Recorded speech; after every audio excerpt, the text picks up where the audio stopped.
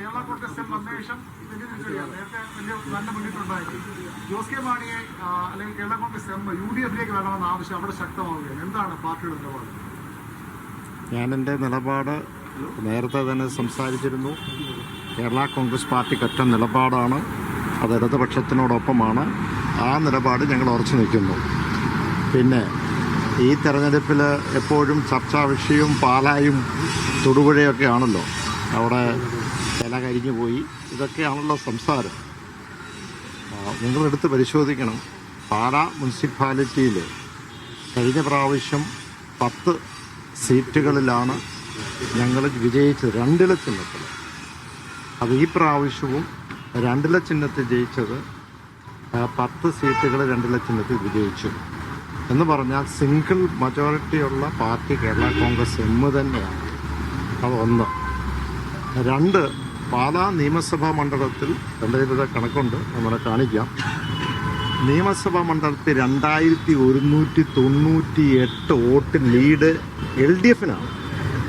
2198 vote. ഈ വീമ്പൊക്കെ അടിക്കുന്ന തൊടുപുഴയിൽ നിയോജക മണ്ഡലത്തിൽ ഈ പറയുന്ന ആ വീമ്പടിക്കുന്ന തൊടുപുഴയിൽ അവിടെ മുനിസിപ്പാലിറ്റിയിൽ അവരേതാണ്ട് 38 വാർഡുകളുണ്ട്. വിജയിച്ചത് ജോസഫ് ഗ്രൂപ്പ് വിജയിച്ചത് 2 മാത്രമാണ്. ഇനി അത് പോട്ടെ, നമ്മളാരെ ആക്ഷേപിക്കാനൊന്നുമില്ല. പിന്നെ പറഞ്ഞ ഉത്തരം പറയണുണ്ട്, ഇനിയും പറയാനുണ്ട്. 80-ന് ശേഷം മുനിസിപ്പാലിറ്റി ഫോം ചെയ്തതിന് ശേഷം ഒരു പ്രാവശ്യം പോലും മുനിസിപ്പാലിറ്റി ഒരു ചെയർമാനായി ജോസഫ് ഗ്രൂപ്പ് വന്നിട്ടില്ല. പക്ഷേ കേരള കോൺഗ്രസ് 3 പ്രാവശ്യം വന്നിട്ടുണ്ട്, ഞങ്ങളുടെ ആൾക്കാർ വന്നിട്ടുണ്ട്. അപ്പോൾ ഇപ്പുറത്ത് ഈ പറയുന്ന കടുത്തുരുത്തിയിലും പറയുന്നുണ്ടല്ലോ ഇലയുടെ കാര്യത്തിൽ. അവിടെ ഇനി വെള്ളം കോരാനാരും വരണ്ട എന്ന് ഒഴിക്കാമെന്ന് പറയും. എനിക്ക് തോന്നുന്നു പഴയ കാലത്ത് ആ രീതിയാണ് ഇപ്പോഴും അദ്ദേഹം നിൽക്കുന്നത്. അതുകൊണ്ട് തന്നെ അവിടെ ഈ പറഞ്ഞ വികസന കാര്യത്തിലൊക്കെ ആധുനിക കാര്യത്തിലെല്ലാം പുറകോട്ട് അതുകൊണ്ട് തന്നെയാണ് നിൽക്കുന്നത്. പുതിയ ഒരു മെക്കാനിസം ഉണ്ട്, ഡ്രിപ്പ് ഇറിഗേഷൻ. വെള്ളം കോരി ഒഴിക്കേണ്ട കാര്യമൊന്നുമില്ല. പിന്നെ അത് അവിടെ നിൽക്കട്ടെ. പക്ഷേ അതുമാത്രമല്ല, കഴിഞ്ഞ 2021 തെരഞ്ഞെടുപ്പിൻ്റെയും 2024 തെരഞ്ഞെടുപ്പിൻ്റെയും ഒക്കെ നമ്മൾ എടുത്തു നോക്കി. 25 നമ്മൾ ലോക്സഭാ തെരഞ്ഞെടുപ്പ് എടുത്ത് നോക്കിയാൽ ഇത് ഏതാണ്ട് 11,000 വോട്ടിന് ഭൂരിപക്ഷമാണ് UDF-നുണ്ടായിരുന്നത്. ഇപ്പോൾ എത്രയാണ്? ഇപ്പോൾ വന്നിരിക്കുന്ന ലീഡർഷിപ്പ് ഇതിന് വന്നിരിക്കുന്നത് ഏതാണ്ട് 2000-ന്റെ ഡിഫറൻസ് മാത്രമേ ഉള്ളൂ. ഒരു സെക്കൻഡ്. അത് മാത്രമല്ല, കഴിഞ്ഞ നിയമസഭാ തെരഞ്ഞെടുപ്പ് ഇവിടെ നിൽക്കുന്നു സ്റ്റീഫൻ ജോർജ് 45,000-ൽ നിന്ന് ഭൂരിപക്ഷത്തിൽ നിന്ന് 4,000-ലേക്ക് തിരിച്ചു പോയത്. അപ്പോൾ മാർജിൻ ഈ പറയുന്ന 2000-ന്റെ അടുത്ത് തന്നെയാണ് നിൽക്കുന്നത്.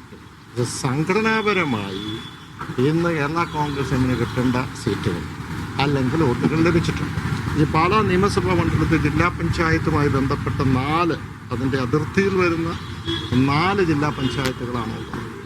ആ 4 ജില്ലാ പഞ്ചായത്തിൽ കഴിഞ്ഞ പ്രാവശ്യം 3 വിജയിച്ചു. ഈ പ്രാവശ്യം 3 വിജയിച്ചു. 1 നേരത്തെ മലയോര പ്രദേശങ്ങൾ നഷ്ടപ്പെട്ടുണ്ട്, ഇപ്പം നഷ്ടപ്പെട്ടിട്ടുണ്ട്. മൊത്തം 5 വിജയിച്ചിരുന്ന ജില്ലയിൽ ഇപ്പം 4 ഇതാണ് എൻ്റെ വസ്തുത. പിന്നെ വാരിക്കോഴി ഇതിങ്ങനെയൊക്കെ നമ്മൾ അവകാശിക്കാം. പിന്നെ ഈ പറഞ്ഞ പോലെ നമ്മുടെ പരുന്നിൻ്റെ പുറത്തിരിക്കുന്ന കുരുവിയെ പോലെയാണ്, മനസ്സിലായി? ആ അവസ്ഥയാണ് അവർക്കുള്ളത്. പിന്നെ കോൺഗ്രസ് എന്തെങ്കിലും കൊടുത്താൽ അത് മേടിച്ചെടുക്കും. ഈ സാങ്കേതികമായി ഇങ്ങനത്തെ കണക്കുകൾ പറയാമെങ്കിലും കോട്ടയം ജില്ലാ പഞ്ചായത്ത് പോയി, പാലാ നഗരസഭ തിരിച്ചു പിടിക്കാൻ പറ്റിയില്ല. താങ്കളുടെ ഒരു ആർക്കും കിട്ടിയില്ല. ഞാൻ എന്താ പറയുന്നത്, സംഘടനാപരമായി ഞങ്ങളുടെ ആ സിറ്റുവേഷൻ സ്റ്റേറ്റസ് കോ ഞങ്ങൾ നിലനിർത്തി എന്നല്ലേ പറഞ്ഞുള്ളൂ. പക്ഷെ കോട്ടയം ജില്ലാ പഞ്ചായത്ത് പരാജയപ്പെട്ടു. അത് ചെറിയ പരാജയപ്പെട്ടു. ഈ പറയുന്ന സംഘടനാപരമായി കേരള കോൺഗ്രസ് പാർട്ടിക്ക് ലഭിക്കേണ്ട വോട്ടുകൾ ലഭിച്ചിട്ടുണ്ട്. പക്ഷേ പൊതുവെ കേരള സംസ്ഥാനത്തെ കുറച്ച് വോട്ടുകൾ UDF-ലേക്ക് പോയിട്ടുണ്ട്. എങ്കിലും 14 ജില്ലാ പഞ്ചായത്തുകൾ 7 ജില്ലാ പഞ്ചായത്തും ഇപ്പോഴും LDF-ന്റെ ഇതിലാണ് എന്ന് പറഞ്ഞത് അങ്ങനൊന്നാണോ? അല്ലല്ലോ. ഇപ്പോൾ ഇവിടെ ചർച്ച ചെയ്യുമ്പോഴും ഏതാണ്ട് 74 സീറ്റുകളിലാണ് UDF-ൽ നിൽക്കുന്നത്. ഇപ്പോൾ കഴിഞ്ഞ ദിവസം റിപ്പോർട്ട് വന്നത് 80 എന്ന് പറഞ്ഞു. കൃത്യമായിട്ട് എടുത്ത് നോക്കിക്കോ. അപ്പോൾ അതിനകത്ത് കൃത്യമായി പറയട്ടെ, സംഘടനാപരമായി മധ്യ തിരുവിതാംകൂറിലും ഞങ്ങളുടെ സ്വാധീനമുള്ള പ്രദേശത്ത് നമ്മൾ നിലനിർത്തി കൊണ്ടുപോകാൻ കഴിഞ്ഞിട്ടുണ്ട്. ഇത്രയും എന്ത് പ്രതിസന്ധി ഉണ്ടെങ്കിലും നിലനിർത്തി. അത് ഇനി പോരായ്മകളുണ്ട്, വീഴ്ചകളുണ്ട്, പരിശോധിക്കും. ഇതിനുവേണ്ടി വോട്ട് ചെയ്ത് പ്രവർത്തിച്ചവരോട് എല്ലാവരോടും നന്ദി പറയുന്നു. അതോടൊപ്പം ജനവിധി വളരെ വിനയത്തോടുകൂടി, ഞാൻ വീണ്ടും പറയുന്നു, വിനയത്തോടുകൂടി അത് സ്വീകരിക്കുന്നു.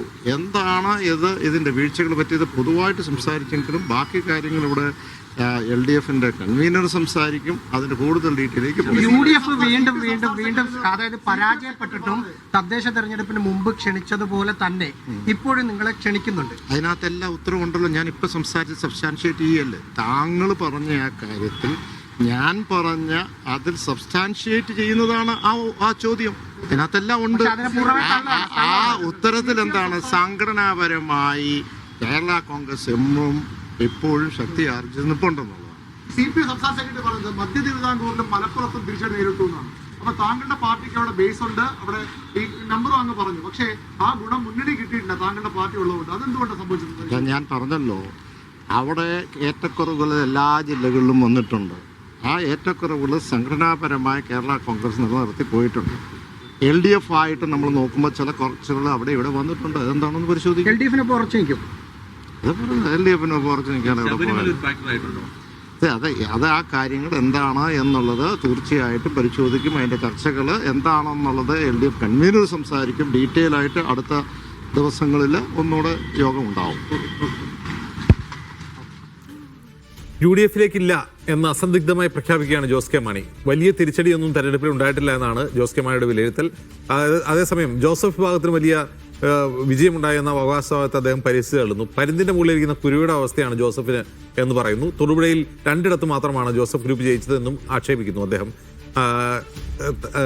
തങ്ങളെ UDFിലേക്ക് കൊണ്ടുപോകാൻ വേണ്ടി ആരും വെള്ളം കോരണ്ട എന്നാണ് ജോസ് കെ മാണിയുടെ നിലപാട്. LDF യോഗത്തിന് ശേഷം ആണ് ജോസ് കെ മാണിയുടെ പ്രതികരണം. എന്തായാലും ഒറ്റ നിലപാടേ ഉള്ളൂ തങ്ങൾക്ക്, അത് LDFനൊപ്പമാണ്, UDFിലേക്ക് ഇല്ല എന്ന് അസന്ദിഗ്ധമായി പറഞ്ഞു ജോസ് കെ മാണി.